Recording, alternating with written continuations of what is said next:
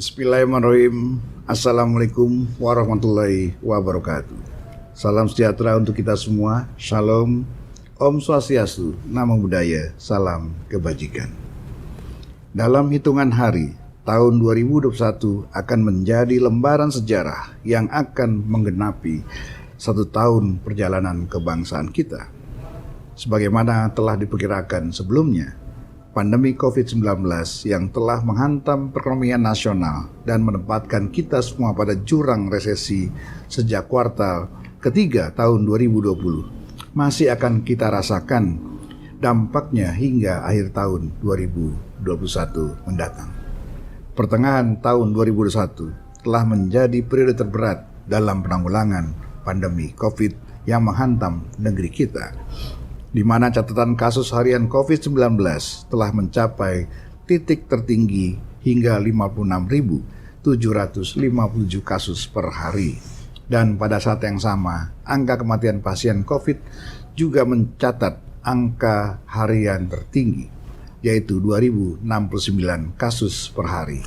Dan puncak angka kematian tertinggi terjadi pada bulan Agustus dengan catatan korban jiwa mencapai angka 38.904 per bulan.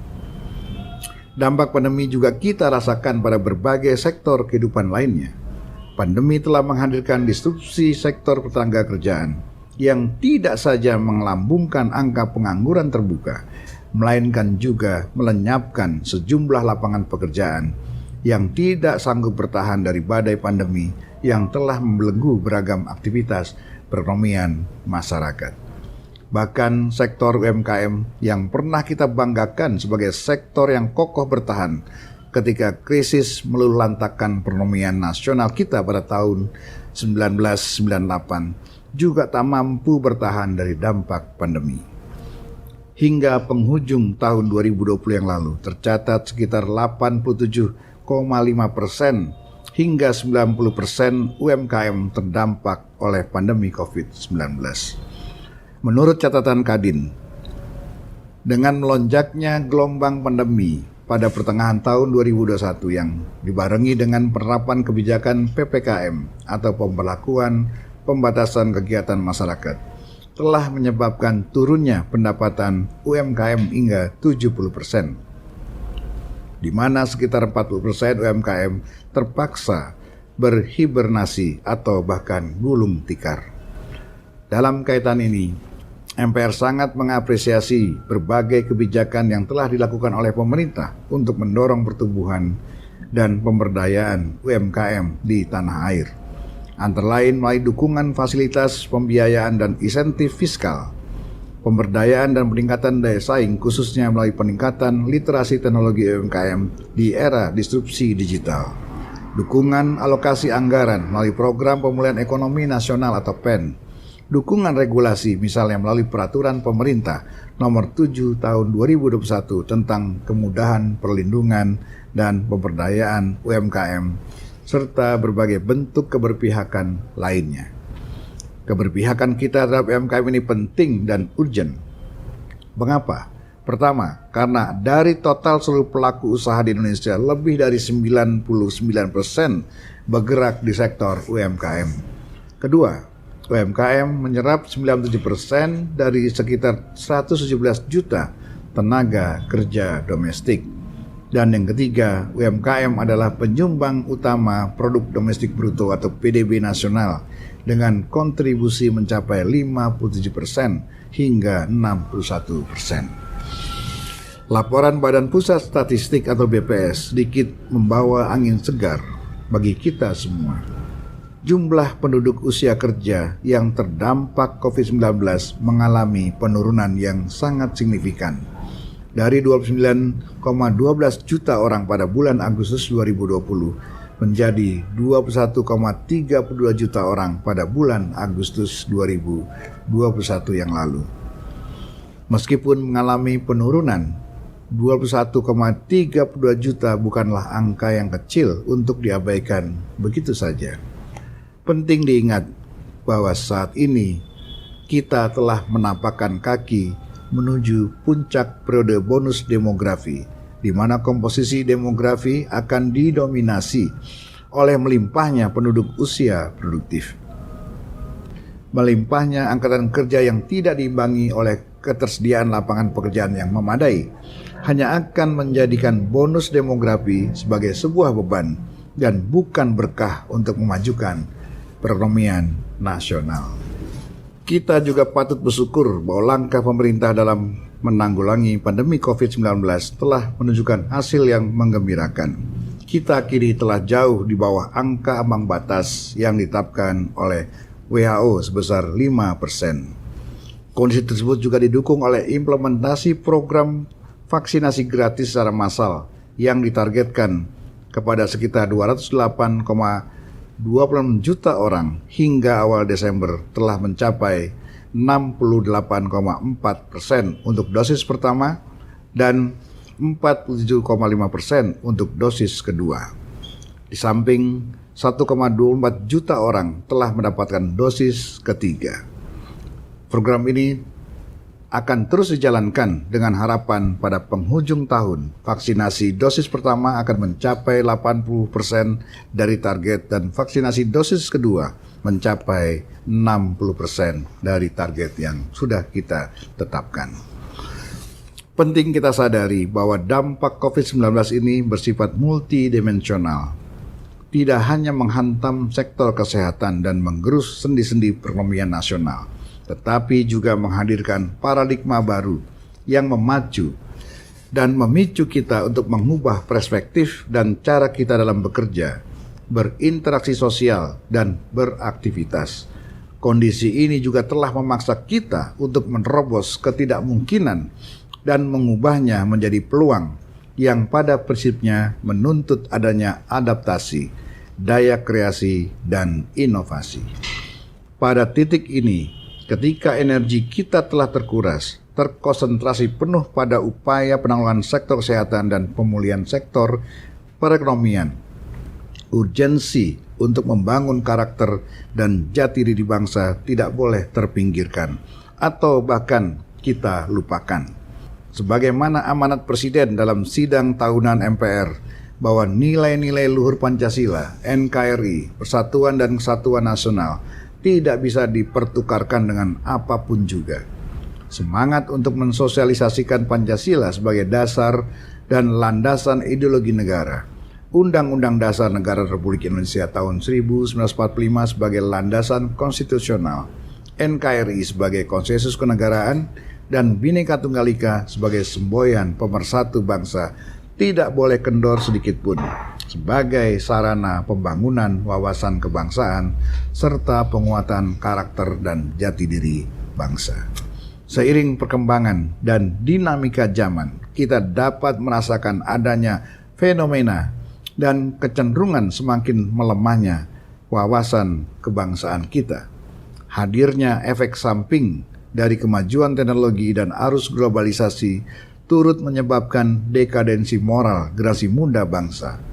Literasi teknologi, khususnya teknologi informasi, ternyata belum disertai oleh literasi moralitas yang memadai.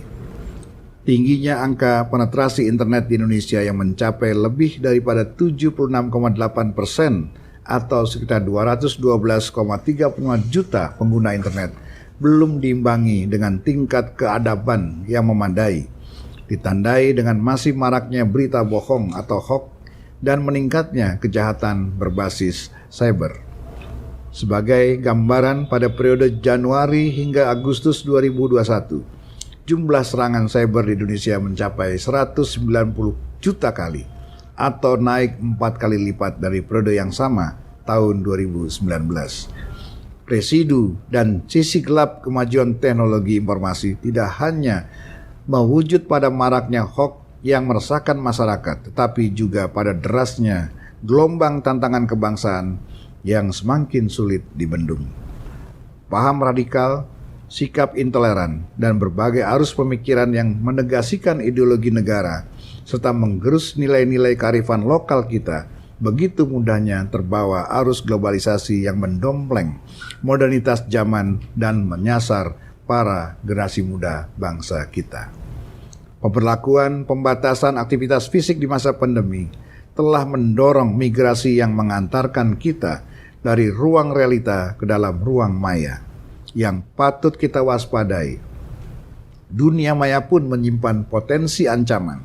Salah satunya adalah sebagai pintu masuk bagi propaganda dan indoktrinasi paham radikalisme dan terorisme. Kasus seorang wanita muda yang menyerang Mabes Polri pada akhir Maret 2021 adalah bukti tak terbantahkan atas pengaruh buruk internet yang dapat mencuci otak generasi muda kita. Jika tidak dikelola dengan baik dan bijaksana, kondisi tersebut dapat menempatkan kita pada posisi yang rentan sebagai sebuah negara. Disinilah pentingnya kita bangun komitmen dan kesadaran kolektif bahwa di masa pandemi ini kita tidak hanya membutuhkan vaksinasi medis untuk menangkal virus corona, tetapi yang tidak kalah pentingnya adalah vaksinasi ideologi untuk membangun imunitas jati diri dan karakter kebangsaan kita, sehingga mampu menangkal berbagai ancaman virus ideologi yang mengancam kebersamaan dan kesatuan persatuan kita. MPR sebagai rumah kebangsaan dan pengawal ideologi Pancasila mendorong semua pemangku kepentingan untuk bersama-sama membangun wawasan kebangsaan dan memperkokoh benteng ideologi. Dalam kerangka pelaksanaan tugas konstitusional MPR sebagaimana diamanatkan dalam Undang-Undang Nomor 17 Tahun 2014 tentang MPR, DPR, DPD, dan DPRD. MPR dalam kapasitasnya sebagai lembaga yang menjaga iklim politik dan sosial juga mencermati berbagai catatan di bidang penegakan hukum dan perkembangan kehidupan demokrasi kita. Menjadi kepentingan kita bersama bahwa angka kepuasan publik terhadap kondisi penegakan hukum pada tahun 2021 menurun jika dibanding dengan tahun 2020 bahkan 2019. Bulan Oktober 2021 yang lalu, World Justice Project merilis Indeks Supremasi Hukum atau Rule of Law Index, di mana Indonesia menduduki peringkat 68 dari 139 negara yang disurvei.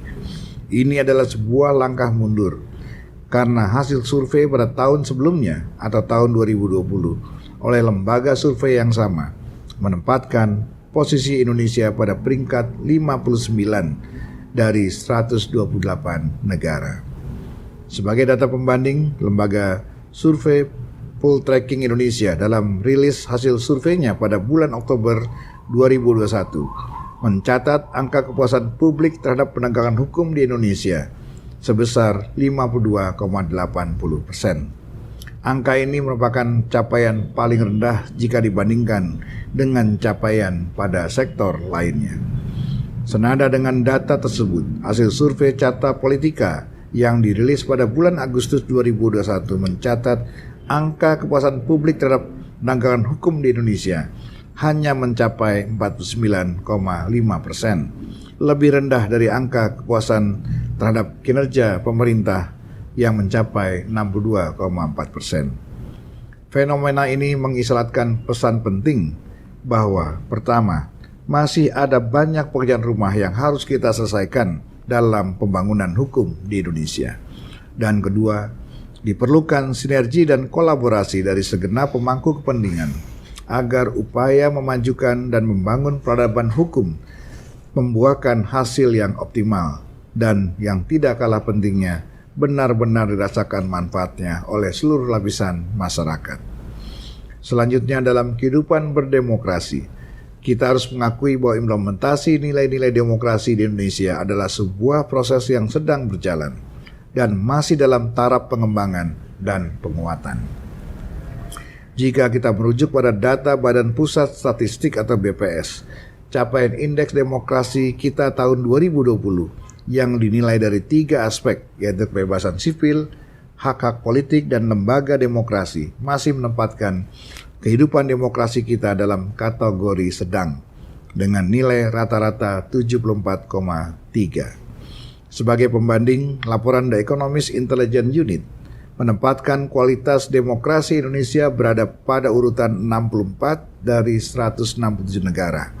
Sedangkan dalam hal kebebasan dalam demokrasi. Laporan Democracy Report pada tahun 2021 menempatkan Indonesia pada urutan 73 dari 179 negara. Menyikapi berbagai data mengenai indeks demokrasi di atas, tentunya kita perlu mawas diri dan bersikap bijaksana.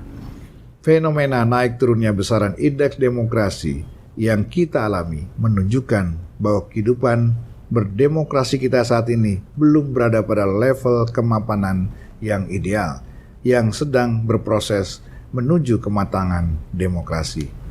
Esensi demokrasi adalah keseimbangan. Di satu sisi, demokrasi menjamin ketersediaan ruang bagi setiap warga negara untuk berekspresi dan mengartikulasikan hak-hak politiknya tanpa represi dan intimidasi. Di sisi lain, ekspresi demokrasi juga tidak boleh dilakukan dengan cara-cara yang kontraproduktif yang justru mencederai nilai-nilai demokrasi itu sendiri. Di sisi ekonomi, pertumbuhan ekonomi pada kuartal 3 2021 masih mencatatkan hasil positif pada angka 3,51%. Pertumbuhan ekonomi yang positif ini berkelidan dengan keberhasilan penanggulangan pandemi pada sektor kesehatan, di mana angka positif rate tetap stabil di bawah 1%. Namun saya mengingatkan, kiranya kondisi tersebut di mana kita berhasil menurunkan positif rate dan menaikkan pertumbuhan ekonomi tidak membuat kita abai dan lalai, karena saat ini di beberapa belahan dunia, terutama benua Eropa, banyak negara sedang berjibaku menghadapi gelombang ketiga bahkan gelombang kelima. Tercatat pada akhir November 2001, negara Prancis, Inggris, dan Jerman, kasus harian COVID-nya meningkat dari 30.000 hingga mencapai 50.000 per hari. Kewaspadaan penting yang harus kita lakukan saat ini adalah untuk mencegah terjadinya gelombang ketiga pandemi COVID di Indonesia. Beberapa hal yang dapat kita lakukan antara lain. Yang pertama, membatasi mobilitas warga negara asing dan warga negara Indonesia yang datang ke Indonesia, terutama dari negara-negara yang sedang mengalami lonjakan kasus. Kemudian yang kedua, membatasi PPKM mikro secara selektif berdasarkan dinamika tingkat resiko zonasi. Yang ketiga, meneruskan program vaksinasi. Dan yang keempat, kita tidak boleh merasa bosan untuk tetap mentaati protokol kesehatan dan menerapkan pola hidup bersih dan sehat. Di penghujung tahun 2021 ini, kita juga dikejutkan dengan bencana erupsi Gunung Semeru. Pelajaran yang dapat kita ambil adalah pentingnya membangun paradigma baru dalam pendekatan mitigasi bencana untuk meminimalisir jumlah korban terdampak bencana. Menutup refleksi tahun 2021 ini, saya ingin menyadur laporan Charities Aid Foundation World Giving Index tahun 2021, di mana masa pandemi COVID-19 yang telah melanda dunia, Indonesia menempati tingkat pertama sebagai negara paling dermawan di dunia, dengan tingkat sukarelawan lebih banyak 3 kali lipat dari rata-rata global. Saya yakin dan percaya bahwa dengan semangat solidaritas dan soliditas kebangsaan yang kuat, saling bahu-membahu dan bergotong royong, kita akan mampu melewati masa-masa sulit ini. Mari kita jadikan tahun 2021 sebagai pembelajaran berharga, dan mari kita songsong tahun 2022 dengan penuh optimisme. Selamat tahun baru 2022. Wabillahi taufiq wal hidayah. Wassalamualaikum warahmatullahi wabarakatuh.